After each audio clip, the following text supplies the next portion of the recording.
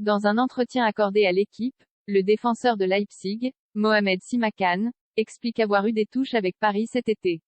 Mais le joueur de 22 ans a préféré continuer sa progression avec le club allemand. Les prestations de Mohamed Simakan avec Leipzig depuis le début de la saison sont suivies de très près, peut-être même par Didier Deschamps, espère secrètement le défenseur de 22 ans, comme il le révèle ce mardi dans les colonnes de l'équipe. Au point de croire en ses chances, peut-être, d'être appelé par le sélectionneur tricolore le 9 novembre prochain lors de la communication de la liste des Bleus pour le mondial au Qatar, 20 novembre au 18 décembre. L'ancien Strasbourgeois, qui évolue soit en défense centrale, soit dans le couloir droit, a été élu homme du match lors de la victoire du club allemand face au Real Madrid, 3-2, le 25 octobre dernier. Un symbole de sa progression fulgurante, que certains clubs avaient tenté d'anticiper un peu plus tôt cet été.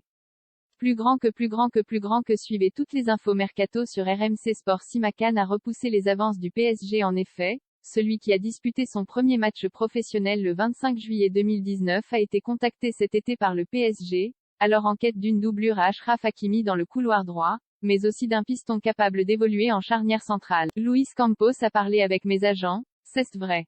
Ils étaient intéressés, explique. Mais Simakan a préféré rester à Leipzig pour continuer sa progression, lui dont le contrat court jusqu'en 2026. La stabilité est importante pour moi. On a pris une décision commune avec les dirigeants, celle de rester. Je suis content car je pense que Leipzig est l'endroit où je pense être le mieux pour l'instant. Recruté pour 15 millions d'euros par le club allemand à l'été 2021, il y a fort à parier que la cote de celui qui compte seulement 2 sélections avec les moins de 20 ans va grimper en flèche dans les prochains mois. En attendant, son club va jouer sa qualification pour les huitièmes de finale de la Ligue des Champions mercredi contre le Shakhtar Donetsk, un match durant lequel ils ne devront pas perdre.